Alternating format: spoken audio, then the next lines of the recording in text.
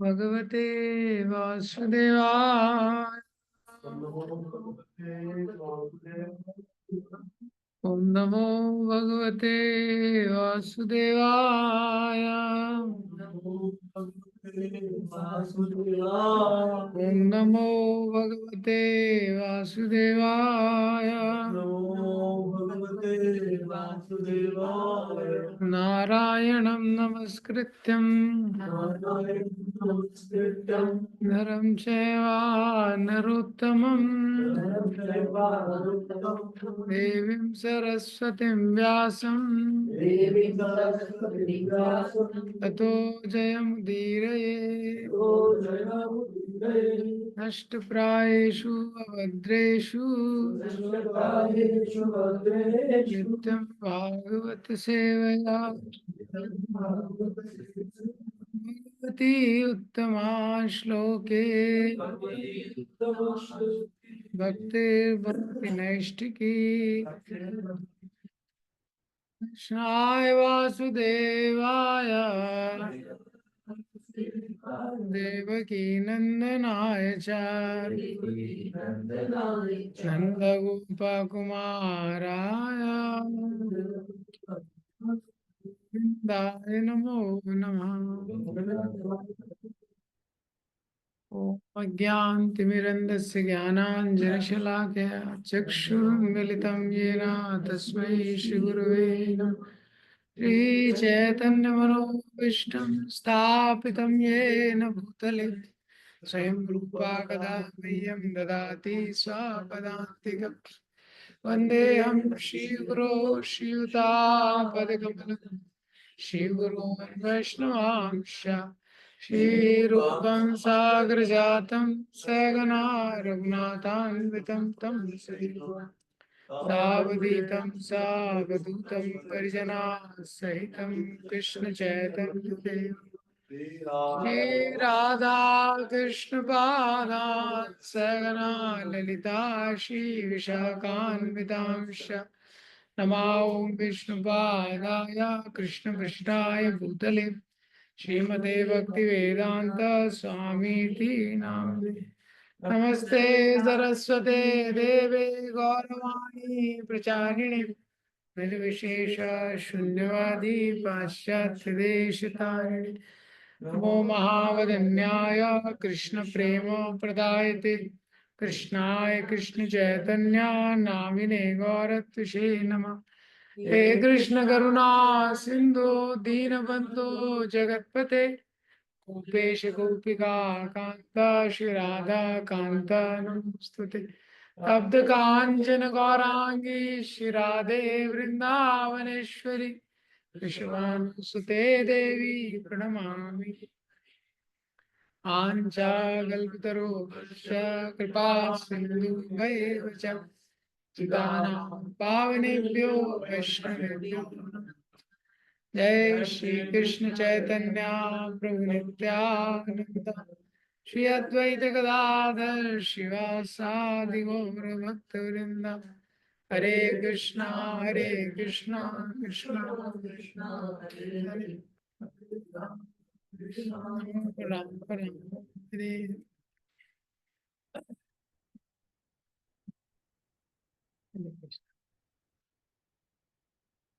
तो कल 2.47 ये जो श्लोक है इसको देखा था, इसी पे आज चर्चा करेंगे और आगे।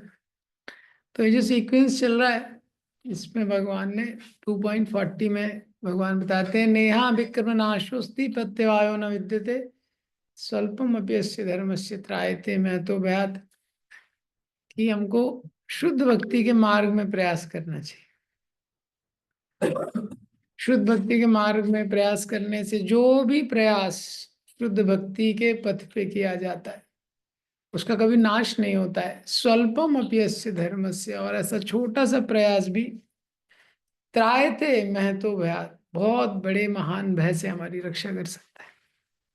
इसीलिए लेकिन हम लोग तो जो भक्ति करते हैं ज्यादातर समय क्या है, भक्ति के लिए पूरा समय नहीं दे सकते, ना उतनी कैपेसिटी है ना जीव का अधिकार है।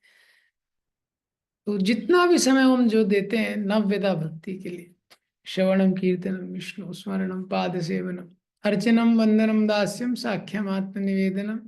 वो कैसे देना चाहिए? व्यवसायत्मिका बुद्धि एक पूर्णनंदनम, एटलीस्ट उस समय के लिए। तो भक्ति कैसे करनी चाहिए उसके लिए 2.41 बताए, एकाग्रता पूर्वक उसको करना चाहिए। नहीं तो क्या होगा? बहुशाखा अनंत बुद्धयो अव्यवसायी नाम। बुद्धि अगर एक बार डायरेक्शन से इधर उधर गई तो कितनी शाखाओं में जाएगी कोई गारंटी नहीं। तो 42 और 43 में बताया कि कैसे जीव डिस्ट्रैक्ट हो जाता है।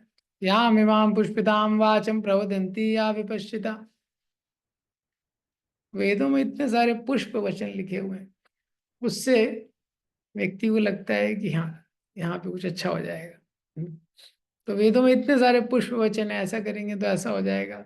स्वास्थ्य अच्छा रखना है तो घर को अच्छा रखना है, समृद्धि रखनी है, यश चाहिए, तो इसके लिए किस चीज की आवश्यकता है? तो ये जो पुष्प वचन है इसमें जीव फंस जाता है। काम आत्मना स्वर्ग परा। काम आत्मना, वो कामनाओं को पूरा करना ही उसका उद्देश्य हो जाता है। किसी भी जीव का इस संसार में किसी व्यक्ति का जीवन देखेंगे तो उसके मन में कुछ ना कुछ कामना आ जाती है, और वो कामना को पूरा करना, काम आत्मना, काम ही उसकी आत्मा बन जाती है, उसको पूरा करना ही उसका उद्देश्य हो जाता है। छोटे बच्चे से लेके 80 साल के वृद्ध व्यक्ति, तो किसी के लिए भी हर व्यक्ति पे लागू होता है। और छोटा बच्चा, उसको खाने चाहिए, बस वही उसका उद्देश्य है, उसके लिए रोएगा गाएगा कुछ भी करेगा। काम आत्मना। वही थोड़ा बड़ा होता है, स्कूल में नंबर लाना है, वही उद्देश्य, वो चीज उसकी आत्मा बन जाती है। हाँ, ये खेलना यही उद्देश्य है। और थोड़ा बड़ा होता है, पैसा कमाना है, नौकरी लग जाए, बस यही यही उसका एक उद्देश्य हो जाता है। तो ये संसार में कैसे सुखी रहे और स्वर्ग परा, इस संसार के बाद जो अगला जन्म है उसमें और कैसे, ये दोनों के लिए व्यक्ति प्रयास करता है। जन्म कर्म फल क्रिया विशेष बहुलाम, और उसके लिए क्या है? उसके लिए क्या है? बहुत सारी क्रियाएं दी गई, बहुत सारी क्रियाएं दी हैं उसके लिए।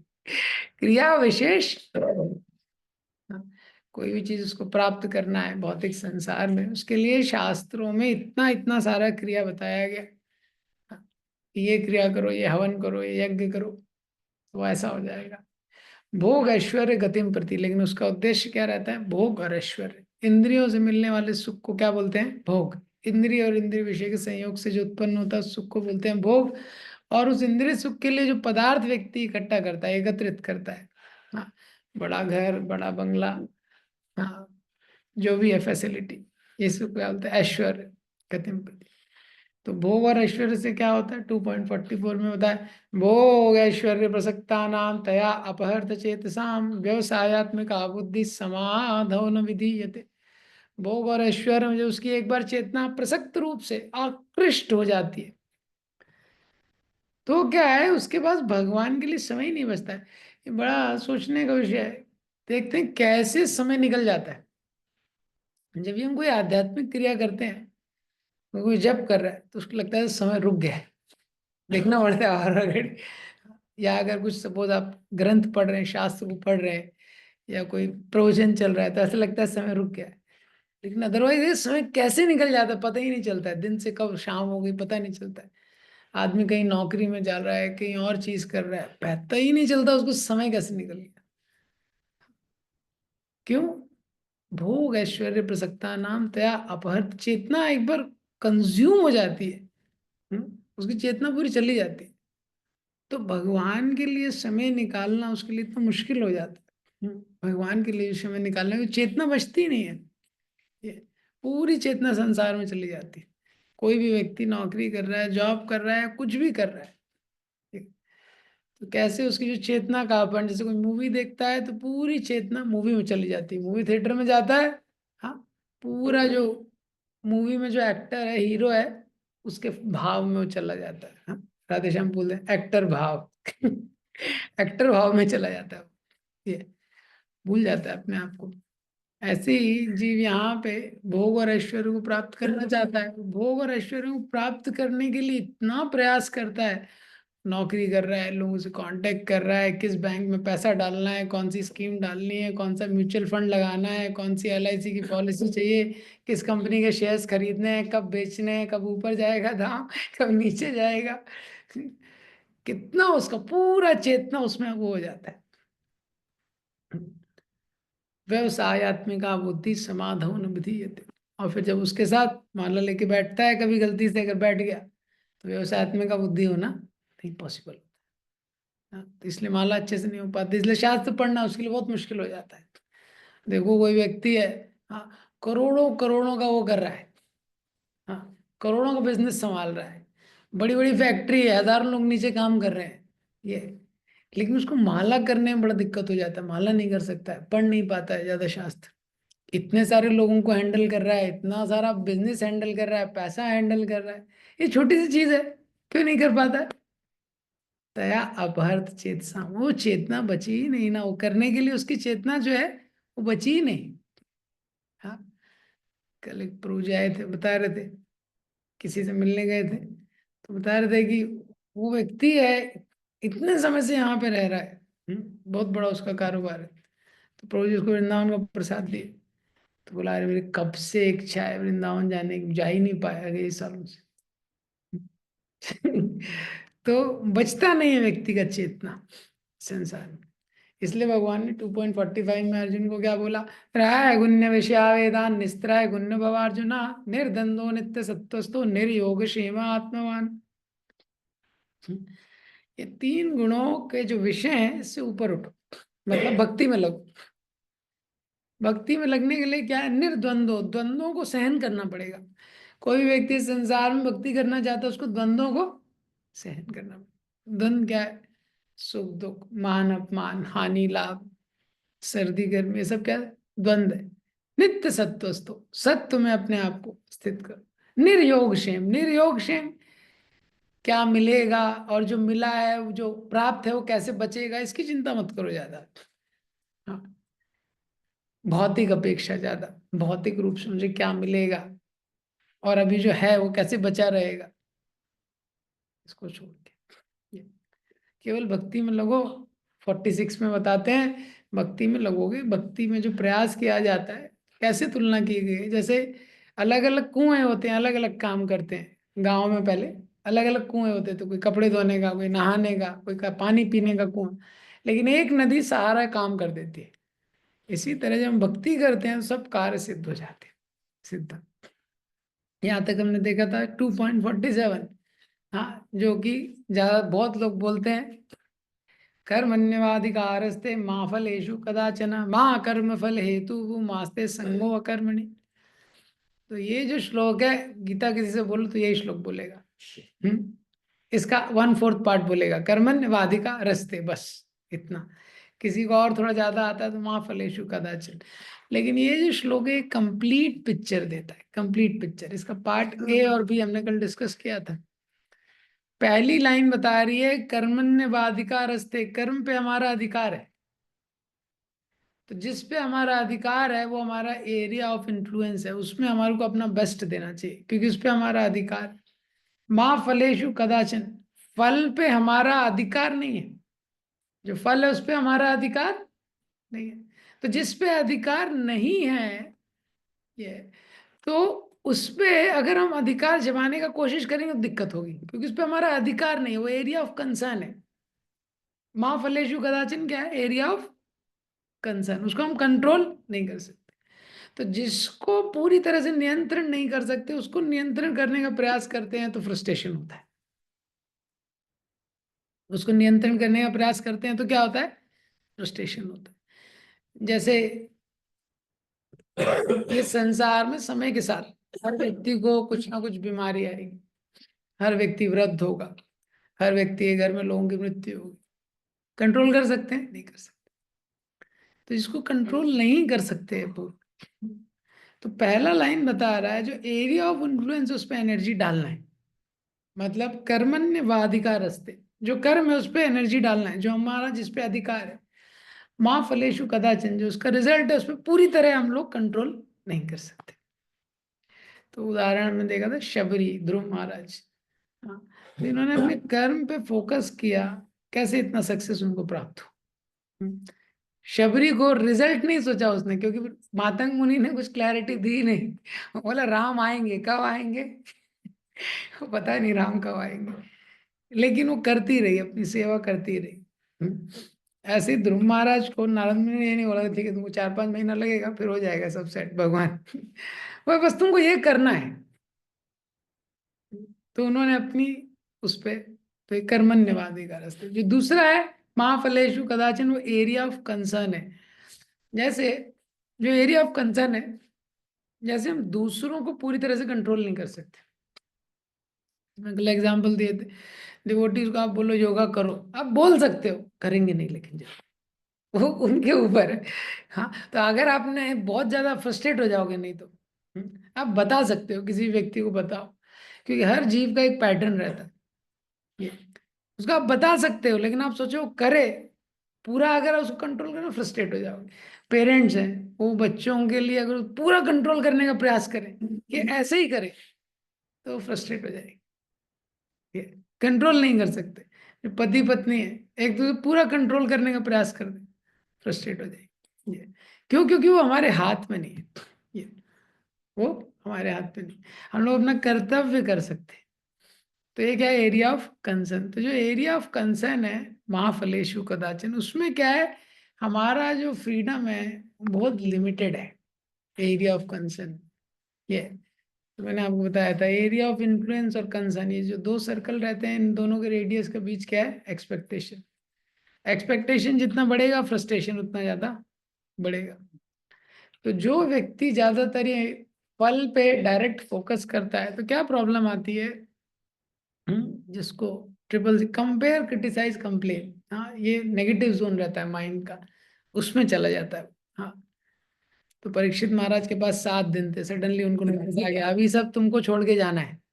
हाँ, लेकिन क्या है, परीक्षित महाराज ने फोकस किया जो वो कर सकते थे, कर्मण्यवादिका रास्ते, वो 7 दिनों में जो कर सकते थे उन्होंने बेस्ट किया। उसके आगे क्या होगा भगवान के हाथ में। जो हम कर सकते हैं, जिस भी परिस्थिति में भगवान ने हमको रखा है, we can not change the circumstances fully, but we can choose to change our consciousness. हम लोग परिस्थितियों में परिवर्तन नहीं कर सकते हैं, लेकिन वो परिस्थिति में बेस्ट क्या कर सकते हैं वो देखना है। हाँ? तीसरा लाइन यह है इसका, माँ कर्मफल हेतु। 2 लाइन कल डिस्कस किया था। तीसरा लाइन क्या है? माँ कर्मफल हेतु। भगवान बोल रहे तुम कर्म के हेतु नहीं हो। तो पहली लाइन में बोल रहे हैं तुम कर्म करो, जॉब करो। दूसरी लाइन में बोल रहे हैं माँ फलेषु कदाचन, सैलरी पे तुम्हारा अधिकार नहीं है। तीसरी लाइन में बोल रहे हैं माँ कर्म फल हेतु, ये जो प्रोजेक्ट हुआ है वो तुम्हारे कारण नहीं हुआ है, जो तुमने काम भी किया है इसका क्रेडिट भी, हाँ, सैलरी तो नहीं मिलेगी, गोल्ड मेडल भी नहीं मिलेगा तुमको। तो कोई बोलेगा जो सैलरी नहीं मिलेगी उसके ऊपर कोई रिकॉग्निशन, गोल्ड मेडल नहीं होगा, काम ही नहीं करूंगा। चौथी लाइन है मास्ते संगो अकर्मणि। तो जो तीसरी लाइन है, ये कर्म के सिद्धांत को हमारा और डीपर लेके जाती है।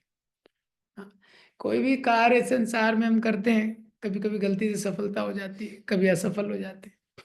ये तो कोई भी कार्य संसार में करते हैं, कभी कभी सिद्ध हो जाता है, सफल हो जाता है व्यक्ति। जैसे क्रिकेट खेलता है कोई व्यक्ति, तो गलती से उसकी कभी कभी सेंचुरी लग जाती है, कितने लोग कैच छोड़ते हैं उसका। हाँ, कितनी बार विकेट कीपर से छूटता है, कहीं कहीं से छूटता है विकेट के आजू बाजू से गेंद निकलती है, बच जाता है। तो सेंचुरी के बाद देखा है ना, वो बैट दिखाता है भगवान को, वो बता रहा है माँ कर्म फल हेतु, मेरे कारण नहीं लगा है ये सेंचुरी, ये क्या है? आपकी कृपा से हुआ। कोई भी ऐसे सफलता होती है तो भगवान बोल रहे हैं you are not cause, you are not the cause of result. इसका मतलब है we are not the only cause. ऐसे नहीं कि जीव कॉज नहीं, पर वो ओनली कॉज नहीं है। केवल हमारे कारण नहीं हो रही है, हमारा भी रोल है। 18 चैप्टर में बताया है 5 फैक्टर होते हैं किसी भी कार्य के लिए। अधिष्ठानम तथा कर्ता, करणम च पृथक विवरण। तो बताया, लेकिन we are not the only cause. तो हमको कार्य करना है, लेकिन हमारा कार्य पर्याप्त नहीं है उस रिजल्ट को लाने के लिए। जैसे परीक्षा है तो विद्यार्थी क्या कर सकता है, पढ़ ही तो सकता है, केवल पढ़ने में अपनी मेहनत लगा सकता है। अब पेपर कैसा आएगा, कुछ कंट्रोल है। अब उसने 20% छोड़ा, उसी में से 80% पेपर आ गया, तो कुछ का कंट्रोल नहीं है उसके ऊपर। हाँ, जब उसका पेपर चेक होगा तो एग्जामिनर का मूड कैसा है, उसका कुछ कंट्रोल है। और जब वो इतना बहुत कुछ पढ़ा है, लेकिन कई स्टूडेंट होते हैं एग्जाम हॉल में जाते हैं तब उनका ब्रेन काम नहीं करता, उस पर कुछ कंट्रोल है। हम्म। कुछ बच्चों को चीटिंग करने मिल गई, इसको नहीं मिली, रिजल्ट अफेक्ट होगा ना ओवरऑल। ये किसी को पेपर लीक होके मिल गया। तो हमारा इसका मतलब क्या है, हम जो मेन कर्म फल है, जो ओवरऑल कर्म फल आता है, उसके हम लोग हेतु नहीं, वो हमारे कंट्रोल में नहीं है। तो ये भी एक इम्पॉर्टेंट सिद्धांत है, इसको समझना। अर्जुन को भगवान ने बोला 11वें अध्याय में, तस्माद उत्तिष्ठ यशो लभस्व जित्वा शत्रुं भुक्ष राजा समृद्धम मय्ये वेते वेता निहिता पूर्वमेवा निमित्त मात्रम भव सव्यसाची। क्या बोला, अर्जुन उठो। हम्म? उठो। तस्मात उत्तिष्ठ यशो लभस्व, यश को प्राप्त करो। क्यों, मय्ये वेते निहिता पूर्व, मैं इनको पहले ही मार चुका हूं। मैं इनको, तुमको केवल निमित्त बनना है, तुमको केवल निमित्त बनना है। मतलब तुम मेन हेतु नहीं हो, तुम ऐसा मत सोचो कि तुम मेन हो। वो भगवान के ऊपर है, कभी किसी व्यक्ति को मेन कर देते हैं, तुम मेन नहीं हो। ये- तो ये तीसरी लाइन में बताया है। अब चौथी लाइन क्या है, मास्ते संगो अकर्मणि, और तुम कर्म ना करने से भी आसक्त मत रहो। तो क्या है, अगर किसी व्यक्ति को बोला कि आपको कर्म पे अधिकार है, और बोला लेकिन फल पे अधिकार नहीं है, तुम फल के हेतु नहीं हो, तो ज्यादातर लोग बोलेंगे फिर मैं कर्म करूंगा ही, जब मेरा फल पे अधिकार नहीं है। पहली बात तो फल के लिए हर कुछ व्यक्ति करता है, तो ठीक है चलो फल पे अधिकार नहीं है, फिर भी लोग क्रेडिट देंगे आपके कारण, आपके कारण ये हुआ, आप नहीं होते तो क्या होता, आप हैं तभी सब कुछ है। हाँ, इतना ज्यादा आप सुनता हो, इसको लगता है चलो एटलीस्ट ये तो है, किसी ने रिकॉग्नाइज तो किया। तीसरी लाइन में बोल रहे हैं तुम कर्म के हेतु भी नहीं हो। तो अगर इस प्रकार से कोई बोला जाए तो बोलेगा मैं कर्म करूंगा ही नहीं, कर्म ही नहीं करूंगा। तो चौथी लाइन बोल रही है कर्म ना करने से भी आसक्त नहीं रहना। ये चारों का जो कॉम्बिनेशन है, ये बहुत इंपॉर्टेंट है श्लोक को कंप्लीट करने के लिए, समझने के लिए जीव को संसार में कैसे कर्म करना है। तो चौथी लाइन में क्या बोल रहे हैं, don't be attach to not doing work also. वो दूसरा एक्सट्रीम में अवॉइड करना है कि तुम एकदम लेजी हो गए। कर्म करना महत्वपूर्ण है। जैसे अर्जुन को भगवान ने युद्ध के पहले ही दिखा दिया कि मैंने सबको मार दिया है, उसके बाद लेकिन अर्जुन ऐसा नहीं कि रथ पे सो गए, उसके बाद अर्जुन ने पूरा युद्ध किया। करेक्ट ना। परीक्षित महाराज को पता था कि कलयुग का समय आ गया है, कलयुग का समय आ गया था। कलयुग ने परीक्षित महाराज से बोला कि महाराज मेरा समय आ गया, मुझे स्थान दीजिए। तो परीक्षित महाराज ने कलयुग को स्थान दिया, लेकिन इस प्रकार से शासन किया कि कलयुग का प्रभाव ना हो। तो ये चारों का कॉम्बिनेशन है, कर्म करना भी महत्वपूर्ण है ये। अब इस श्लोक को और थोड़ा डीप में चलते हैं। अब ये जो श्लोक है, इस पे क्यों बताया है कि सबसे पहले कि माँ फलेषु कदाचन, जो फल पे उस पे हमारा अधिकार नहीं है, ये बताने के लिए कि जो external result is not the main result, external result is not the main result. आज की दुनिया में आप देखेंगे यहाँ पे ये एक बहुत बड़ा ब्लॉक है, जो बहुत मॉडर्न एजुकेशन है, गुरुकुल एजुकेशन है, इसके बीच में ये मेन डिफरेंस है। मॉडर्न एजुकेशन में क्या है, वो रिजल्ट ओरिएंटेड, मार्क्स आए कि नहीं, ये आया कि नहीं, ये आया कि, वो सब रिजल्ट पे सब कैलकुलेट होता है, और पूरी दुनिया में सब रिजल्ट पे चलता है। किसके पास कितनी डिग्री है, हाँ, कितना उसका रिजल्ट आया, कितना मार्क्स आया, लड़का है कितना पैकेज है, सब कुछ क्या है, रिजल्ट पे।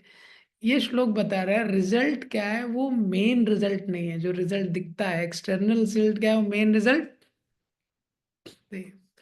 हर चीज क्या होता है एक्सटर्नल्स पे होती है कलयुग में, इसलिए दिक्कत ज्यादा आती है। अब जैसे कि दो व्यक्ति की शादी हो रही है, तो लड़के का क्या देखा जाएगा, पैकेज।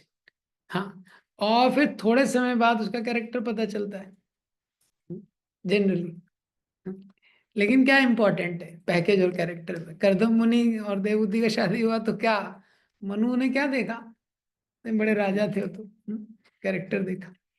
और जो लड़का है वो भी क्या है, वो देखेगा एक्सटर्नल, वो भी देखेगा एक्सटर्नल ब्यूटी, वो नहीं देखेगा इंटरनल कैरेक्टरिस्टिक दोनों।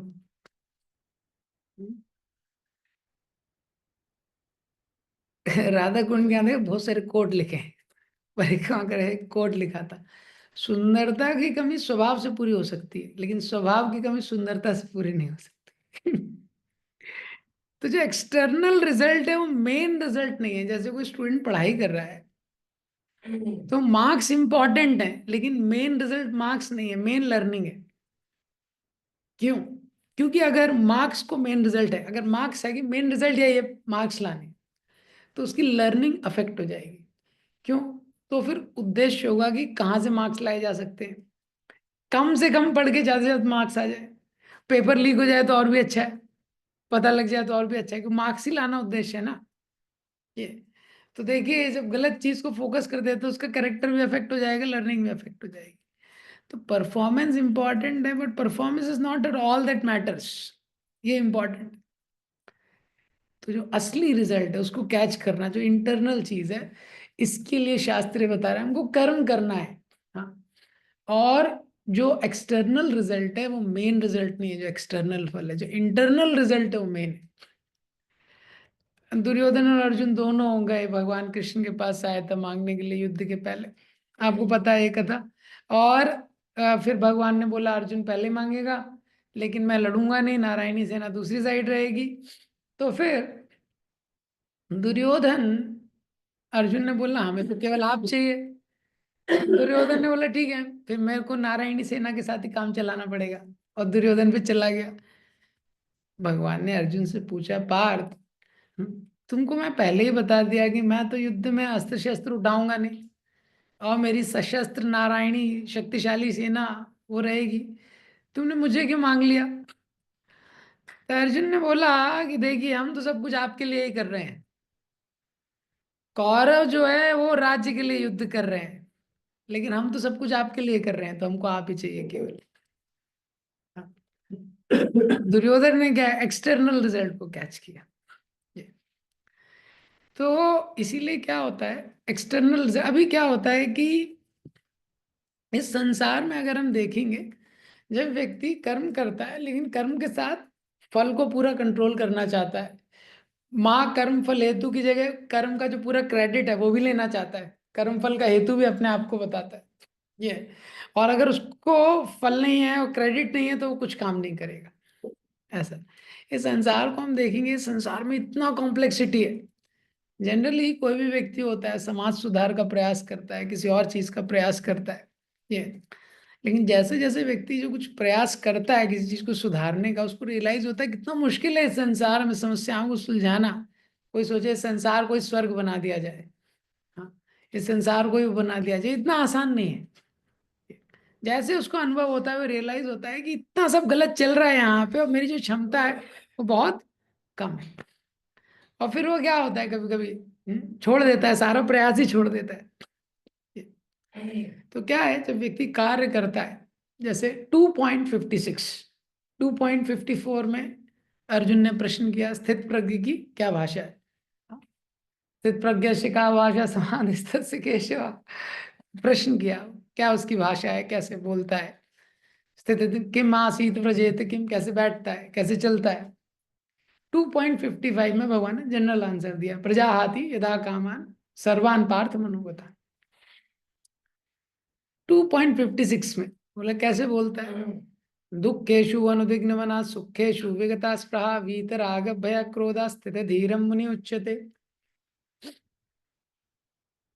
दुख में अनुद्विग्न नहीं होता है, सुख में वो आसक्त नहीं होता, और वीत राग, राग भय और क्रोध, इन तीनों से, वीत means free, free from attachment, राग भय फियर, और क्रोध एंगर, ये तीनों से फ्री होके वो अपना काम करता है। इसका बहुत सुंदर परपोर्ट है, आप लोग पढ़ सकते हैं उसके बाद में। 2.56 जो श्लोक है, तो जो 3 ब्रॉड मेंटालिटी रहती है कर्म करने पे। पहली क्या रहती है? राग। राग मतलब वो लगता है कि मैं सब कुछ ठीक कर दूंगा, मेरे हाथ में आ गया ना, अब सारी प्रॉब्लम एकदम सॉल्व कर दूंगा। वो अटैचमेंट है उसका, ये फिक्स कर दूंगा सब। दूसरा भय। हाँ, कई बार जब कुछ समस्या में को सॉल्व करना है, उसको लगता है अरे प्रॉब्लम मेरे ऊपर ही ना आ जाए, हम मुझे ही खत्म ना कर दे, जिस परिस्थिति से हैंडल कर रहा हूं मैं ही नष्ट ना हो जाऊं।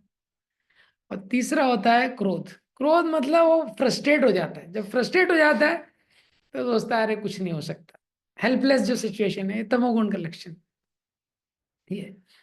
लेकिन ये जो श्लोक है, ये जब वो श्लोक, ये वाला श्लोक समझता है क्या, कर्मण्यवाधिकारस्ते मा फलेषु कदाचन। हाँ, तो मुझे कर्म पे अधिकार है, तो उस पे मुझे फोकस करना है, अपनी सेवा पे मुझे फोकस करना है। कर्मण्य माँ फलेषु कदाचन, ये क्लैरिटी मिलती है। फल पे मेरा पूरा पूरा अधिकार नहीं है। फल पे मेरा पूरा अधिकार नहीं है। तो वो सही तरीके से, तो क्या होता है जब उसका एक डिटैचमेंट रहता है, बेसिक डिटैचमेंट, तो जो नेगेटिविटी है उसको अफेक्ट नहीं करती। जो नेगेटिविटी है, कोई भी चीज होता है उसको 2 रिजल्ट होता है। रिजल्ट, जैसे कोई व्यक्ति चल रहा है और चलते चलते एकदम से एकदम कभी पतला रास्ता आ जाता है। हम्म, अब पतला रास्ता है, सब दोनों तरफ खाई है, तो बड़ा उसको संभाल के चलना पड़ेगा। हम्म, अगर लेकिन रेलिंग लगी है, लाई पे क्या है, कुछ पकड़ने के लिए लगा है उस लाइन, उस रास्ते पे, तो बच जाएगा। हाँ, नहीं तो बहुत ही ध्यान से चलना पड़ेगा, बहुत डेंजर है, गिर सकता है। इसी तरह क्या होता है लाइफ में, जो ये जो डिटैचमेंट रहता है, ये रेलिंग का काम करता है। जब भी रास्ता पतला हो जाता है, मतलब डेंजर रूट पे लाइफ आ जाता है। लाइफ में जैसे कुछ भी करते हैं हम लोग, कुछ भी करें, हाँ, लेकिन उसमें क्या है, कई बार सक्सेस नहीं मिलती व्यक्ति को। वो जॉब में व्यक्ति है, प्रमोशन ढूंढ रहा है, जो स्टूडेंट है वो टॉपर बनना चाहता है, कोई किसी संबंध है मैं उसको स्थापित, उसको स्टेबल करना चाहता है, लेकिन कभी कभी वो नहीं होता। तो जब नहीं होता तो वो क्या हो जाता है, डिस्करेज हो जाता है व्यक्ति। ये तो क्या है, ये दो दो लेवल पे होता है, अंदर भी और बाहर भी।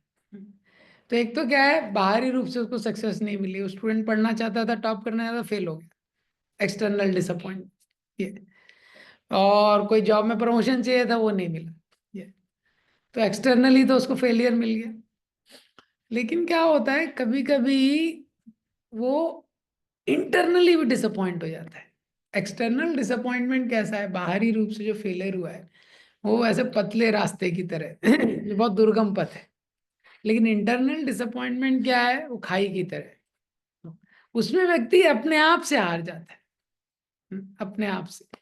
तो जब डिटैचमेंट उसको एक रहता है रिजल्ट से, तो इसका मतलब ये नहीं है कि वो result, he does not care for result, पर इसका मतलब है उसको पता है कि रिजल्ट से भी बड़ा कुछ है। यही कारण है हम देखते हैं आईआईटीज में इतने सारे इंस्टीट्यूट में लोग सुसाइड कर लेते हैं। क्यों भाई, एक रिजल्ट, एक एग्जाम में ही तो फेल हुआ है, जो टॉपर था उसका कुछ प्लेसमेंट नहीं हुआ, इतना ही तो हुआ है ना। कोई रिलेशनशिप बहुत बड़ा अफेक्ट होता है, बहुत लोग सुसाइड करना कंसिडर करते हैं, क्लोज रिलेशनशिप अफेक्ट हो जाता है, क्यों? क्योंकि उन्होंने सोच लिया कि यही सब कुछ है। हाँ, तो व्यक्ति को पता है कि ये जो रिजल्ट मुझे दिख रहा है, इससे ऊपर भी कुछ है। कई सारे हम लोग देखते हैं, कितने बड़े लोग हैं, बहुत फेलियर ही थे। किसी किसी का स्टोरी सुनते हैं ना, आता है कि कैसे वो लोग पहले फेलियर थे। आइंस्टीन थे, हाँ, 7th 8th तक कुछ उन्होंने स्कूल पास नहीं कर पाते थे। तो क्या है, उसको पता था कि इससे ऊपर भी कुछ है। तो जो ऑब्सेशन, जो व्यक्ति का ऑब्सेशन रहता है एक्सटर्नल रिजल्ट से, तो उससे क्या है, लाइफ उसका बहुत अनहेल्दी हो जाता है। ये उसका लाइफ क्या है, अनहेल्दी हो जाता है ये। लेकिन जब वो पता है इसके बियॉन्ड भी कुछ है, तो कोई भी सिचुएशन हो, उसको सक्सेस मिले या कुछ भी मिले, वो ग्रो करते रहता है। हाँ, जैसे एक व्यक्ति था, उससे किसने प्रश्न किया कि बहुत सक्सेसफुल था वो, सक्सेसफुल एकदम बिजनेसमैन था। उससे प्रश्न किया कि रिपोर्टर ने, कि पत्रकारों ने प्रश्न किया, sir how how do you take such successful decisions, how you are able to make, how you are able to make such successful decision, आप इतने सक्सेसफुल डिसीजंस कैसे लेते? तो उसने बोला वन वर्ड, वन वर्ड। बोला क्या? बोला एक्सपीरियंस। अच्छा। फिर रिपोर्टर्स ने प्रश्न किया, but how do you got experience, how do you got such a wonderful experience? उसने बोला two word, two word, bad decisions. Bad decision से। तो क्या है, जब व्यक्ति कुछ भी लाइफ में करता है, सही करे गलत करे, लेकिन हम सीख रहे हैं, हम लोग क्या सीख रहे हैं कुछ भी जीवन में करते हैं। तो ये जो मेंटालिटी है कि केवल जो रिजल्ट है, इसके कारण हम लोग स्पिरिचुअल लाइफ में बहुत डिसअपॉइंट हो जाते हैं कई बार। क्योंकि हम हर चीज काउंट करते हैं, अरे एकादशी में 64 एग्जैक्टली कंप्लीट नहीं हो पाए, नहीं हो पाए। हमको देखना है किस स्तर पे हम लोग हैं और वहां से ग्रो करने का प्रयास करना है। ये इंपॉर्टेंट, जिस भी स्तर पे हम लोग हैं वहां से ग्रो करने का प्रयास करना है। इसलिए कहीं ग्रुप में कभी डलता है, कुछ लोग ग्रुप में 64 किया है, कुछ लोग डाल देते 108 करते हैं। हाँ, तो बाकी लोग क्या परेशान हो जाते हैं, 108 कर रहे हैं। तो उससे प्रेरणा लेना वो अच्छा है। हाँ, लेकिन परेशान होने की जरूरत नहीं है उसको। वो एक्सटर्नल, कोई भी चीज जो एक्सटर्नल है, जो काउंट पे है, उसको देखना है कि इंटरनली कोई व्यक्ति वर्क कर रहा है। तो इसीलिए ये जो डिस्करेजमेंट से डील करने के लिए बहुत अच्छा है ये जो श्लोक है, कर्मण्यवाधिकारस्ते मा फलेषु कदाचन। तो जैसे मैंने कल बताया था, जो भी हमारी क्षमता है उसमें एक्सटर्नल परफेक्शन जरूरी नहीं हम कर हमारे पास हो, वो क्षमता भगवान के अनुसार दी गई है। लेकिन इंटरनल परफेक्शन हो सकता है। We may not be able to sing very melodiously, क्योंकि वो तो जिसका जैसा सॉफ्टवेयर है, भगवान ने जिसको ऐसा कंठ दिया है। But we can sing prayerfully. Melodiously हो सकता है नहीं गा पाए, लेकिन we can sing prayerfully. We may not be able to dance artistically, एकदम एकदम डांसर की तरह हम लोग हो सकते dance, but we can dance enthusiastically, उसके लिए हमको कोई रोक नहीं सकता है। We may not be able to give eloquent lectures, एकदम हो सकता है हम लोग प्रभावशाली प्रवचन ना कर पाए, but we can honestly repeat what is given in Prabhupada books. तो हम देखेंगे हमारी क्षमता में जो है, हाँ, जो हम कर सकते हैं उससे भगवान प्रसन्न होते हैं। हाँ, तो इस तरह से ये जो हमारे ये जो यूनिवर्स है, ये यूनिवर्स में भगवान का एक मास्टर प्लान है, और वो मास्टर प्लान के अंदर हमारा छोटा छोटा रोल है सबका। हम सबको अपना रोल प्ले करना है, हम सबको अपना रोल प्ले करना है। और हमारा जो वास्तविक आनंद है वो उसके ऊपर नहीं है कि हमको रोल क्या मिला है, वो उसके ऊपर है कि जो रोल मिला है वो कितने अच्छे से करते हैं। हाँ, वो हमको करना है। जैसे ऑर्केस्ट्रा होता है, हर व्यक्ति अपना अपना बजाता है। अगर वो एक दूसरे के बीच में आने लगे कंपटीशन करने के लिए, तो सिंगर बोल रहा है, उसके बीच में पता चला वायलिन वाला ताल दे रहा है, तो डिस्टर्ब हो जाएगा। तो हमारा जो, तो क्या होता है जब व्यक्ति एक्सटर्नल रिजल्ट देखता है, वो उसका क्या सोचता है वो, कि दूसरे के कंपैरिजन से मेरी मेरा मेरा जो हैप्पीनेस है वो उससे कनेक्टेड है। नहीं, लेकिन भगवान के मास्टर प्लान में हम सबका एक रोल है, और जो भी रोल है बड़ा या छोटा, वो रोल हम चेंज नहीं कर सकते। उसमें जो हम कर सकते हैं, वो पार्ट कितने अच्छे से प्ले करते हैं। हनुमान जी थे रामायण के पूरे हीरो, हनुमान जी मेन। लंका गए, लंका को जलाया, रावण को मारा, कितना कुछ उन्होंने किया है ये। और युद्ध में भी बहुत उनका मेन रोल था। लक्ष्मण जी के लिए संजीवनी बूटी लेके आए, वही हनुमान जी। लेकिन जब महाभारत के युद्ध में है, तो केवल वो ध्वजा के ऊपर है। जब भीम सहायता मांगने गए थे, भीम ने बोला आप हमारी तरफ से युद्ध कीजिए। ये, और ये युद्ध कुछ भी नहीं था हनुमान जी के लिए, इतना बड़ा युद्ध किया था रावण से, इतने मायावी सैनिकों से। लेकिन वो हनुमान जी बोले नहीं नहीं, अब मेरा रोल चीयरिंग का है। हाँ, देखिए जो एकदम इतना बड़ा बैट्समैन है, उसको बोल दिया तुमको केवल अब ताली बजाना है इसमें, टीम में नहीं। तो वो हनुमान जी केवल चीयरिंग कर रहे हैं, उसमें वो संतुष्ट है। तो अपना रोल हम कैसे करते हैं, ये इम्पोर्टेंट है। दूसरा क्या है, प्रकृति का भी ये नियम है कि हर व्यक्ति को रिटायर होना है। कंपनी रिटायर करती है, जॉब वाले रिटायर करते हैं। हाँ, या तो वीआरएस ले ले, नहीं तो उसको रिटायर कर देते हैं लोग। तो जैसे जैसे वृद्धावस्था आती है बहुत सारी चीजें हमको छोड़नी पड़ती है। हाँ, तो ये महत्वपूर्ण है नए लोगों के लिए स्थान बनाना।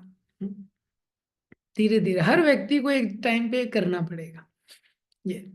तो इसीलिए ये सिद्धांत को समझना उसको इम्पोर्टेंट है कि जैसे जब सिचुएशन चेंज हो रही है तो मेरा रोल क्या है।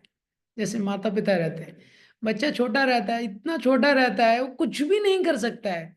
उसको खिलाना, उसको टॉयलेट करता है, कुछ करता है, सब माता पिता करवाते हैं। कितना डिपेंडेंट है, स्नान कराना माता पिता है, खिलाते हैं माता पिता।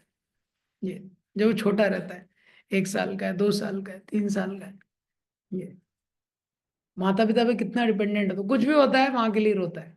अब वही बच्चा 10 साल का हो गया, 12 साल का हो गया, नहीं अब वो खुद टॉयलेट जाता है, खुद स्नान करता है, खुद खाना खाता है। अभी सपोज माँ बोलने लगी अरे ये तो मेरा बेटा है, अब वो हो गया 20 साल का, मैं ही हाथ से खिलाऊंगी, तो अब क्या है, यही उसके लिए टॉर्चर हो जाएगा। बच्चे के लिए क्या हो जाएगा वो टॉर्चर हो जाएगा। हाँ, तो वो अलग अलग फेज में जाता है, इसलिए माता पिता छोटे बच्चों को कंट्रोल करके रखते हैं। अब वो सोचे बड़े बच्चे भी वैसे कंट्रोल नहीं, वैसे नहीं होगा। इसीलिए ये सिद्धांत को समझना। तो कोई भी हम कार्य करते हैं उसके दो पहलू होते हैं, आउटर और इनर। एक बाहर का रिजल्ट होता है, एक अंदर का रिजल्ट होता है। हाँ, अंदर का रिजल्ट हमेशा मिलेगा। ये अंदर का रिजल्ट, जैसे कोई संबंध है कि दो व्यक्ति हैं, दो व्यक्ति के बीच में संबंध खराब हो गया, अब वो संबंध अच्छा करना चाह रहे हैं एक दूसरे के साथ। ये तो आउटर रिजल्ट क्या है कि रिलेशनशिप इंप्रूव होनी चाहिए। लेकिन सपोज आउटर रिजल्ट नहीं मिला, क्यों? क्योंकि इसमें दो पार्टी इन्वॉल्व है। अगर सामने वाला व्यक्ति भैया रेडी है ही नहीं तो आप क्या करोगे?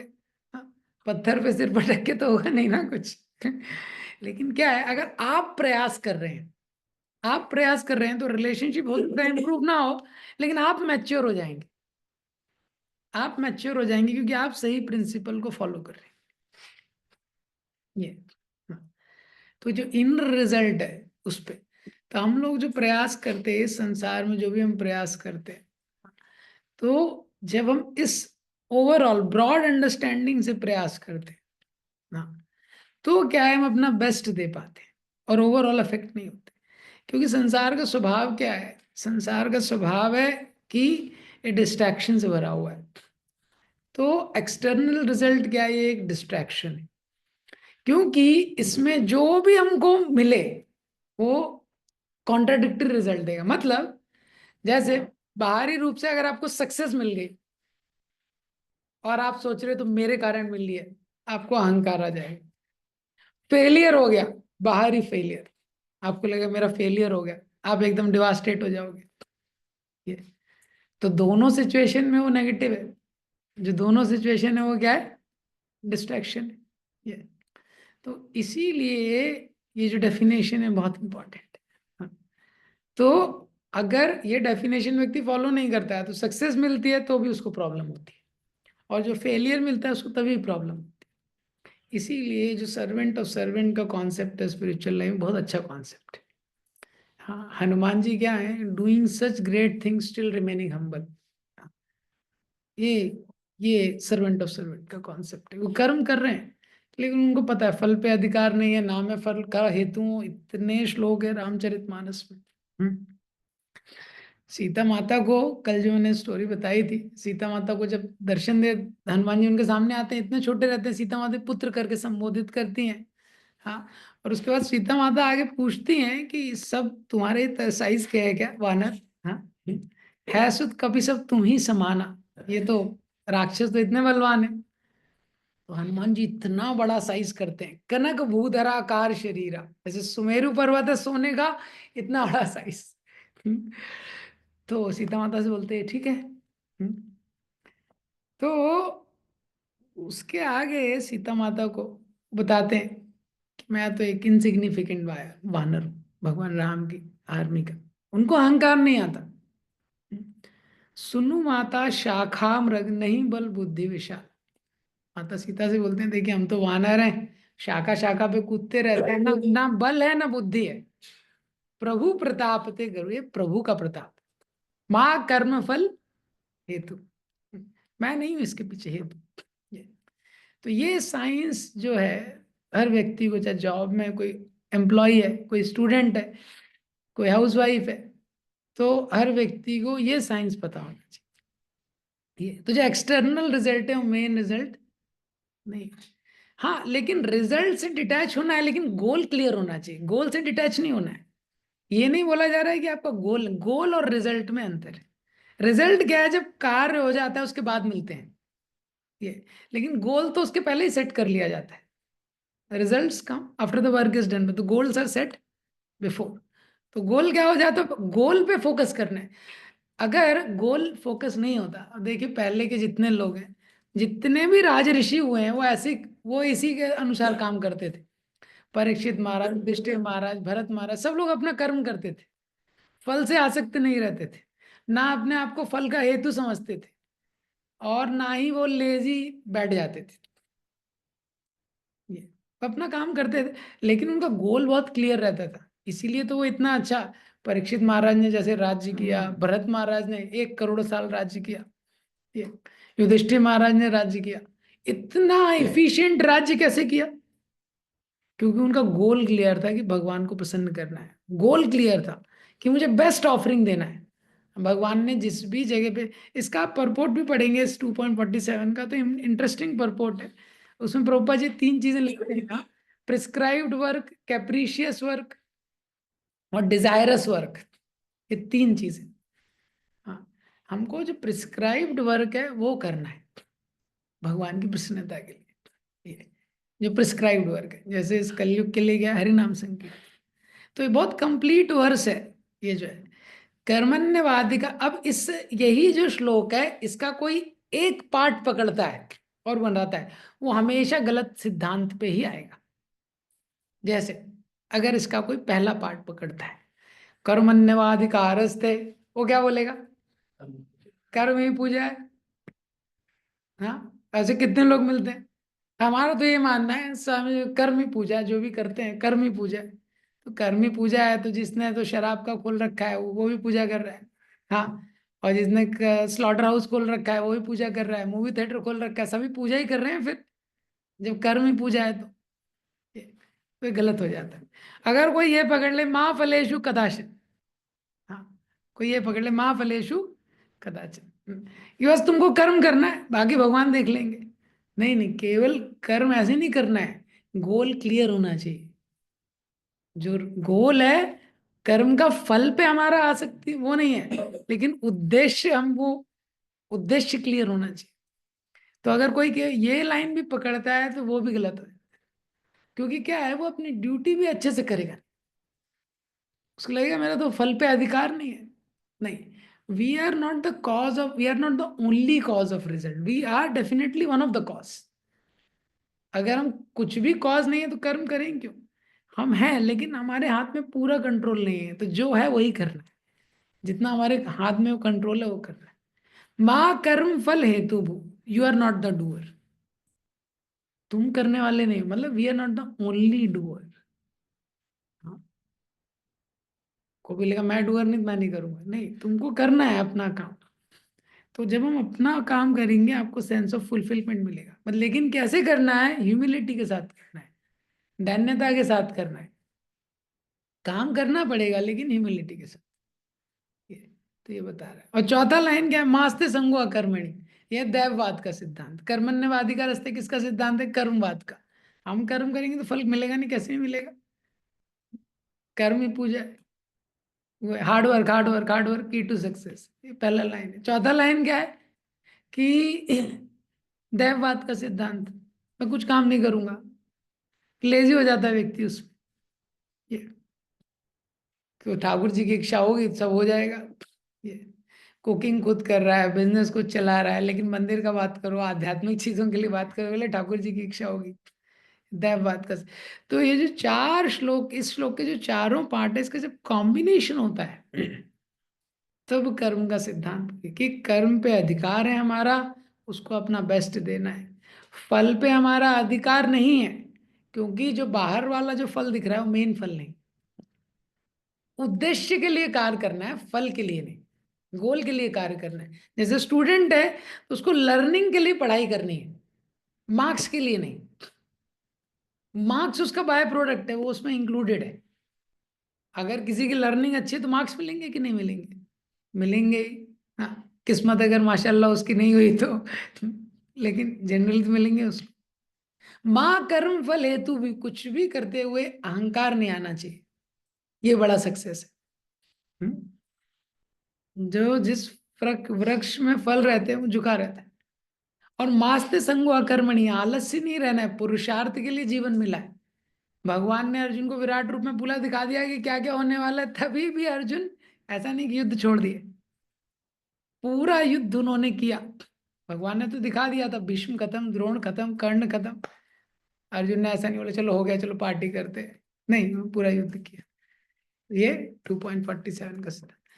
ओके, किसी का कोई क्वेश्चन है? यस यस, ऋषभ प्रो। जी, इसमें जैसे आपने बताया वो कॉन्सेप्ट बहुत इम्पोर्टेंट और बहुत वैसा भी थोड़ी, but even if you see, मतलब mind also get attracted to the results often, society also appreciate the results, and even sometimes the scriptures and the saints also seem to appear to appreciate the one who has got result. Like 4 parties went for searching Sita Mata, but the whole Ramayana after the search party goes in the direction of Hanumanji, because Hanumanji got succeeded externally. हाँ, So how to understand that? Okay. तो Rishabh pro का अच्छा प्रश्न है कि concept तो अच्छा है लेकिन रिजल्ट पे ही सारा दुनिया चल रहा है, और रिजल्ट पे ही बात होता है। चाहे मटेरियल सोसाइटी हो चाहे स्पिरिचुअल सोसाइटी में भी। जैसे सीता जी को ढूंढने में 4 पार्टी गई थी, लेकिन 3 तो ढूंढ नहीं पाई, तो चौथी पार्टी ने ढूंढा तो उसको ही सारा क्रेडिट मिला, उसको ही आगे वो हुआ। यहाँ पे यहाँ अभी इसमें एक और सटल चीज है। It's not that we are not concerned about result, but that is not the prime motivation for doing the things. ये जो श्लोक है, इसका ये एक और सूक्ष्म सिद्धांत है कि ऐसा नहीं है कि कोई व्यक्ति से हम लोग कर रहे हैं, हवा में सब कुछ कर रहे हैं। नहीं, उसका कंसर्न हो सकता है, लेकिन उसका प्राइम मोटिवेशन जो है, जो मेन मोटिवेशन है, क्या है वो? रिजल्ट नहीं है, जो उसका मेन मोटिवेशन ये है।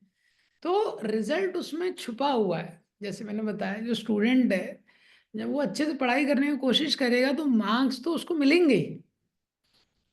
कोई जॉब में अगर क्या रिजल्ट मेन मोटिवेशन हो जाता है तो उससे करप्शन होता है, और रिजल्ट मेन मोटिवेशन हो जाता है तो इससे फीलिंग अफेक्ट होती है।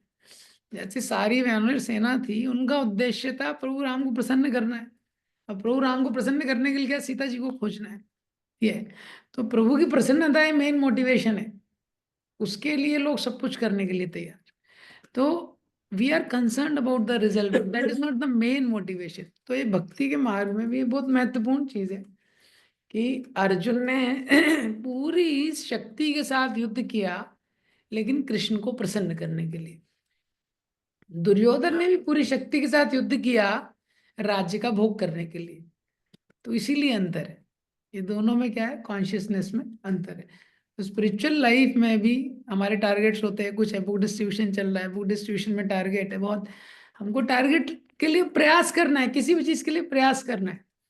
जैसे एकादशी, उसमें ज्यादा राउंड करना है, प्रयास करना है, लेकिन हमको देखना है कि इस तरीके से कहीं भगवान की प्रसन्नता हो। ऐसा ना हो कि जैसे प्रभुपाद जी के डिस्ट्रीब्यूशन के टाइम पे एक वो हो गया, एक स्लोगन आ गया था, हुक और क्रुक सेल माय बुक। हाँ, इस तरीके प्रभुपाद जी ने उसको सपोर्ट नहीं किया। प्रभुपाद जी ने बोला नहीं, ये सही तरीका नहीं करने का। किसी भी चीज को करने का भी एक तरीका है, तो सही तरीका इसमें बताया जा रहा है कर्म करने का, कि जो वास्तविक सक्सेस है। जैसे प्रभुपाद जी ने 30 साल, कोई बोलता है कि प्रभुपाद जी को भी अभी हम मानते हैं क्योंकि दुनिया में 108 मंदिर बना दिए। 30 साल इंडिया में तो फेलियर थे, इंडिया में तो उनको कोई मिला नहीं। एक ही बच्चा आया जो कनेक्ट हुआ, एक ही संस्कृत प्रोफेसर था, उसका भी पता नहीं चैंटिंग कितना करता, तो सब डिटेल पता नहीं ज्यादा। तो अगर सपोज प्रभुपाद जी वेस्ट नहीं गए होते थे, तो प्रभुपाद जी का फेलियर थे, एक्सटर्नली एक्सटर्नली फेलियर थे, इंटरनली सक्सेसफुल थे, क्योंकि कृष्ण उनसे प्रसन्न थे, उन्होंने अपना बेस्ट दिया। वो जो दे सकते थे उन्होंने बेस्ट दिया, वो तभी भी सक्सेसफुल थे। ये तो जो एक्सटर्नल सक्सेस है वो कभी प्राप्त होगी कभी नहीं प्राप्त होगी, ये, लेकिन वो उसमें किस्मत के हिसाब से व्यक्ति को मिलती है, लेकिन व्यक्ति उसको ही मेन सक्सेस मान लेता है तो वो स्पिरिचुअल लाइफ में भी गलती हो जाती है कि अच्छा ठीक है, मैं कितने स्टूडेंट्स आ गए मेरे प्रोग्राम में, मैंने कितना अच्छा क्लास दे दिया, उसको अगर व्यक्ति सक्सेस मान ले, मेरा कितना अच्छा प्रोग्राम हो गया, मैंने कितना अच्छा कीर्तन कर दिया, मैं कितना पावरफुल व्यक्ति हूँ, कितना पोजीशन है, कितना फंड कलेक्शन हो गया, ये क्योंकि इन सब का भगवान के लिए वैल्यू नहीं है, हमको समझना चाहिए। भगवान ने इंटरनल चीज को ही वैल्यू दिया है हमेशा। तो अगर वो इसको सक्सेस मान लेगा तो स्पिरिचुअल सोसाइटी में भी गलती हो जाएगी और मटेरियल सोसाइटी में भी वो गलती है। तो at the end of the day success is how we are, कैसे हम हम्बल सर्वेंट ऑफ सर्वेंट के रूप में सेवा कर पा रहे हैं, वो सक्सेस है ये, क्योंकि वही भगवान को आकर्षित करती है ये। और external success it will follow, वो टाइम के साथ कभी मिलेगी कभी नहीं मिलेगी, कभी ज्यादा मिलेगी कभी कम मिलेगी, ऐसा होगा। ठीक है। यस, विनोद तो अंदर हम भगवान को प्रसन्न आप तो लेक्चर की बहुत डिटेल मिस किए हैं आपने। जो भी आपने कहा ओके। हाँ। इंटरनली हम भगवान को प्रसन्न रखने के लिए जो है ये सोच के करें जो भी कर रहे हैं। मान लीजिए कि वो सोच के नहीं कर रहे, ये सोच नहीं आ रही कि भगवान को प्रसन्न करना है इसलिए मुझे अंदर रहना, मान लीजिए ऐसे हो रहा है कि रह लो इसी में भलाई, अगर ऐसा थॉट आ रहा है क्या रह लो। बल रहो हाँ। और मतलब करते रहो बिना ये सोचे कि ये मतलब मैं कर रहा हूँ या मैं ऐसा हूँ, मैं बहुत बढ़िया ये हूँ। किसी और चीज से सोच के कि ऐसे ही रहना बेटर होता है, हम्बल रहना। तो ये सोच के अगर भगवान की प्रसन्नता सोच नहीं सोच रहे उसमें तो भी तो मतलब वही बात आएगी या ये कुछ और होगा? मतलब क्या है, अभी जैसे क्या फिर क्या करना चाहिए, हर चीज करते हुए क्या पहले ऐसा सोचना कि भगवान की प्रसन्नता, भगवान की प्रसन्नता, भगवान की प्रसन्नता, ये ऐसा तो हो नहीं पा रहा है। तो लगता है यार चलो करते रहो, धीरे धीरे आ जाएगा ये। महाराज से एक व्यक्ति ने प्रश्न किया, Maharaj how can I stay humble, how can I always remain humble in my life. महाराज से first you have to become. महाराज ने उसको क्या बोला, फर्स्ट यू हैव टू। तो ये कोई आर्टिफिशियल डिस्पोजिशन नहीं है। हम लोग जितने अच्छे से अपना साधना करते हैं, होली नेम चैंट करते हैं और भगवान से प्रार्थना करते हैं, डिवो एज अ डिवोटी, माया बहुत पावरफुल है। हम सबको गोल के लिए, फॉल्स ही कोई एक ऐसा चीज है जिसको कोई भी हैंडल नहीं कर सकता, इतना शक्तिशाली है, उसको कोई हैंडल नहीं कर सकता ये। तो हमारे बस का बात है ही नहीं कि हम जेन्युइनली अपने आप से हम्बल हो जाएं पूरी तरह से। लेकिन क्या है, ये डिवोटी का एक एस्पिरेशन है। तो जो उस एस्पिरेशन के लिए डेस्परेट है कि ये मेरा लक्ष्य है कि मुझे ऐसे सेवा करना है कि भगवान प्रसन्न हो, और उस लक्ष्य को केंद्र में रख के वो अपना नाम जप करता है, साधना करता है, सेवा करता है, प्रीचिंग करता है, सब कुछ। तो क्योंकि उसका एक गोल है, भगवान देख रहे हैं, सर्वस्व चाह हृदय सन्निविष्ट, भगवान देख रहे हैं व्हाट आई वांट, हम क्या चाहते हैं वो भगवान देख रहे हैं। उसके अकॉर्डिंगली फिर वो हमको गाइड करते हैं, इंडिकेशन देते रहेंगे ये। तो गोल प्योर होना बहुत इंपॉर्टेंट है। तो एक्सटर्नल सक्सेस को गोल नहीं बनाना है। We can be happy about things, we can remain engaged, हम लोग एंगेज रहते हैं, कुछ भी कार्य करते हैं, यहाँ तक ठीक है। लेकिन जिस व्यक्ति ने सोचा यही गोल है, तो वो गोल नहीं है। एक्सटर्नल सक्सेस क्या है, वो गोल नहीं है। हार्ट में क्लियर रहना चाहिए और प्योर चीज के लिए उसको स्ट्राइव करते रहना चाहिए। स्ट्राइव करते रहेगा, स्ट्राइव करने का तरीका क्या है, साधना वही है। हम शास्त्र पढ़ रहे हैं, बार बार वही एग्जाम्पल आएगा, सुन रहे हैं अगर रेगुलरली लेक्चर, कोई भी लेक्चर सुन रहे हैं, रेगुलरली वही एग्जाम्पल आएगा, चैंटिंग करेंगे वही आएगा। ठीक है। हरे जी प्रभु कृष्ण। जी, हरे कृष्ण। हाँ, हरे कृष्णा शशि ब्रो। यस। प्रभु जी, सुपरफिशियल लेवल पे और सरफेस लेवल पर सक्सेस, फेलियर या फिर अलग अलग एक्सटर्नल वैलिडेशन, गोरा काला धनी गरीब सब दिखता है। हम्म, लेकिन प्रभु जी, जैसे आप बता रहे थे बार बार कि जब हम अटेंशन के साथ, अफेक्शन के साथ जब इंटरनल डिस्पोजिशन करते हैं, तो जैसे हम पढ़ते हैं, बार बार अध्ययन करते हैं कि हम शरीर नहीं आत्मा है, तो वो एक छटपटाहट या फिर वो बोलिए कि क्रेविंग, मतलब वो फील नहीं होता है कि मतलब कि हम शरीर के अंदर कैद, हम चार जकड़े गए हैं, मतलब तो हमें इधर से निकलना है, कम जाएंगे। तो मतलब वो मूड ही नहीं डेवलप होता है कि हमें इसे निकलना है। अभी सक्सेस फेलियर मतलब वही बाहर किसी व्यक्ति को देखते हैं तो फिजिकल वर्ल्ड में फिजिकल मैनिफेस्टेशन, आध्यात्मिकता में भी आकर के ही कुछ समय के मैनिफेस्टेशन के लिए मतलब उसमें रम जाते हैं। तो वो मतलब एक फिजिकल चीज को कुछ पोजीशन करने के लिए, कुछ चीजों के लिए, तो वो थोड़ा कैसे उसको समझे। और दूसरा ये है कि जैसे आपने बताया कि श्लोक के अकॉर्डिंग कि कोई थोड़ा बहुत भी भक्ति करता है, स्वल्पस्य धर्मस्य, तो भगवान रक्षा करते हैं।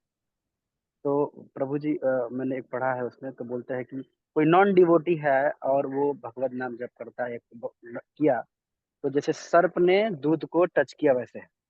लेकिन उसी में आता है एक जगह की मतलब एक बार भी कोई हरि नाम ले ले कोई भी हो तो उसको बड़ा लाभ मिलता है। तो ये दोनों मतलब ऐसी। तो देखिए, जो दूसरा वाला क्वेश्चन है वो हरिनाम के लिए नहीं है। वो श्लोक है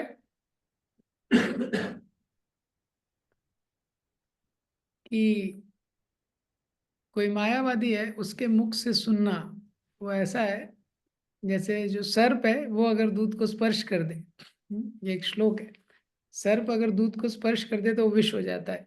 इसी प्रकार कोई मायावादी है तो उसके मुख से हरि कथा नहीं सुननी चाहिए। ये तो हरि कथा ही सुना रहा है ये, लेकिन क्योंकि उसका कंक्लूजन गलत है इसलिए उसमें दोष है।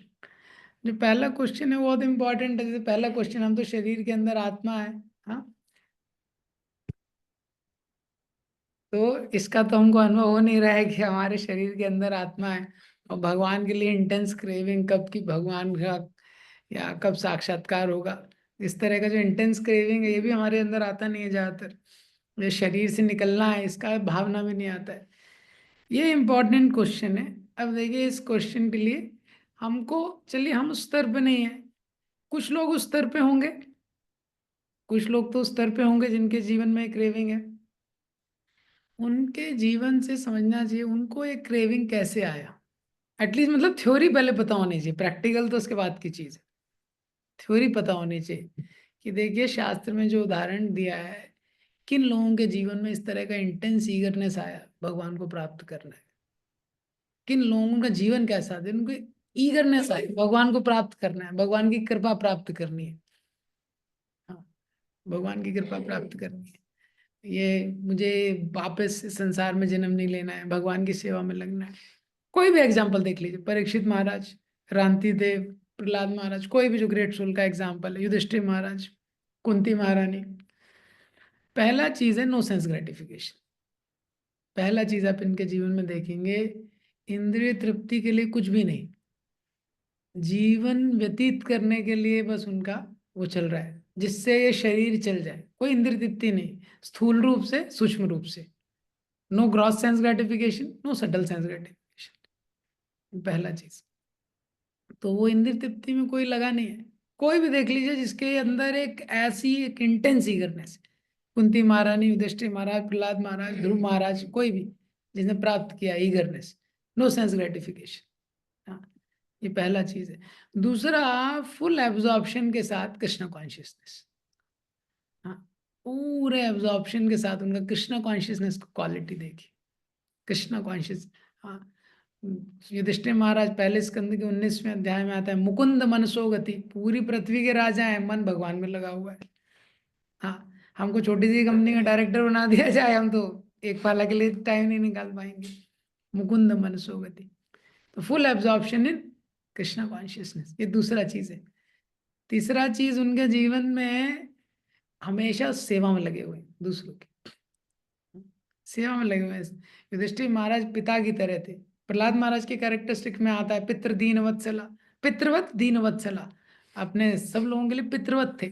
दीन मतलब दूसरों के हित के बारे में सोचना, दूसरों का हित कैसे हो, दूसरों के कल्याण के बारे में सोचना, थॉट प्रोसेस। हाँ, हम लोग समाज सेवा करते हैं, कुछ भी करते हैं, हमारा थॉट प्रोसेस सेल्फिश हो जाता है। दूसरों के बारे में सोचना कि इनका हित कैसे हो सकता है, दूसरे लोगों का हित कैसे हो सकता है, ये कॉन्स्टेंटली ये लोग क्या है उसके बारे में सोच रहे हैं। उसके लिए कोई भी पेन लेने के लिए रेडी है। हाँ, उसके लिए कोई भी पेन लेने के लिए रेडी है। युधिष्ठिर महाराज कहते हैं ना, वो नरक में रुकने के लिए रेडी थे लोगों का उद्धार। ये थॉट प्रोसेस हमारा तो वो लेवल नहीं है, लेकिन रांति देव का, हाँ, ये थॉट प्रोसेस, हाँ, ये थॉट प्रोसेस। परीक्षित महाराज के बहुत सारे प्रश्न हैं, उनको जरूरत नहीं थी लोगों का कल्याण कैसे होगा, ये thought process. No sense gratification gross और सडन लेवल पे, full absorption in Krishna consciousness. कितने एब्जॉर्प्शन के साथ हम आध्यात्मिक क्रियाएं कर सकते हैं। और ये थॉट प्रोसेस कि दूसरों का वेलफेयर करना है, दूसरों का हेल्प करना है, हाँ, अपने लिए नहीं जीना है, दूसरों के हेल्प के लिए जीना है। बेस्ट वेलफेयर एक्टिविटी है प्रीचिंग कृष्णा कॉन्शियसनेस। प्रभुपाद जी ने बहुत सारे तात्पर्यों में लिखा है कि दूसरों को कृष्ण भावना में देना, हाँ, दूसरों को कृष्ण भावना में देना। तो ये तीसरा चीज आप देखेंगे इनके जीवन में ये। और चौथा है उसके साथ उनका hankering of prayers. They striving for it, they are begging for it. Kunti Maharani is begging, त्वयि में अनन्य विषया मतिर मधुपते सकृत। भगवान कब ये मति केवल आप में लगेगी, हाँ। तो युधिष्ठिर महाराज इज बेगिंग ये। तो हर कोई, आप देखो कोई भी देखो, परीक्षित महाराज देखो, उनको ये मतलब नहीं है 7 दिन बाद तक्षक आएगा, कौन आएगा। तमोपयंतम प्रतियंतु विप्रा गंगा च देवी धृतजत्ते ईश। बैठ गए हैं वो, आप मेरे को, अब मेरा जीवन आपके हाथ में, मैंने छोड़ दिया है। तो देर वांटिंग, हम में क्या है भी, वो भूख नहीं है। अब कोई बोलेगा भूख क्यों नहीं है, उसके कारण यही है क्योंकि एक तो स्थूल और सूक्ष्म रूप में इंद्रिय तृप्ति है। हम लोग ग्रॉस सेंसेस को भी इंजॉय करना चाहते हैं, सटल लेवल पे माइंड और फॉल्स ईगो के रूप में भी हमको नेम भी चाहिए, फेम भी चाहिए। तो क्या है, जो भरा हुआ है वो भूख कहाँ से लगेगी। राजभोग खाया है तो कैसे अप्रिशिएट करेगा। तो भूख नहीं है इंद्रिय तृप्ति के कारण। दूसरा क्या है, डिजायर, हमारा थॉट प्रोसेस सेल्फिश हो जाता है, हाँ, दूसरों के लिए क्या है, हम अपने लिए करना चाहते हैं ज्यादा। ये दूसरा प्रॉब्लम है ये। और तीसरा, हमारा जो कृष्णा कॉन्शियसनेस का एब्जॉर्प्शन है उसमें भी इतना ध्यान नहीं देते। कैसे चैंटिंग हो रहा है, not only chanting but the quality of chanting, not only hearing, quality of hearing, not only reading, quality of reading. हाँ, वो कैसे हो रहा है, अंदर जा रहा है नहीं जा रहा है, उतना ध्यान नहीं देते। तो तीनों एंगल, मतलब जो 3-4 मेन की चीजें हैं, तीनों एंड पे हमारा थोड़ा थोड़ा होमवर्क बाकी है, ठीक है, ऐसा है। तो फिर भी लेकिन इन लोगों से हमको, इन आचार, इनसे हम ये सिद्धांत समझ सकते हैं कि हम अपने लेवल पे एटलीस्ट बेस्ट अपनी साधना करें, एटलीस्ट हमारा थॉट प्रोसेस सर्विस का रहे। किसी भी व्यक्ति को देखते हैं, जरूरी नहीं है डिवोटी, नॉन डिवोटी भी हो, कोई भी हो, एटलीस्ट एक एटीट्यूड कि मैं क्या कर सकता हूँ अपने डोमेन में, कैसे सेवा कर सकता हूँ, ये एक थॉट प्रोसेस ये। और तीसरा, सेंस को एटलीस्ट रेगुलेट करें, ग्रेटिफिकेशन सेंसेस एटलीस्ट उसको रेगुलेट करें। अगर हम लोग पूरा उसको गिव अप नहीं कर सकते, लेकिन एटलीस्ट उसको रेगुलेट करके एक लेवल पे लेके आए, ठीक है। Thank you Prabhu ji.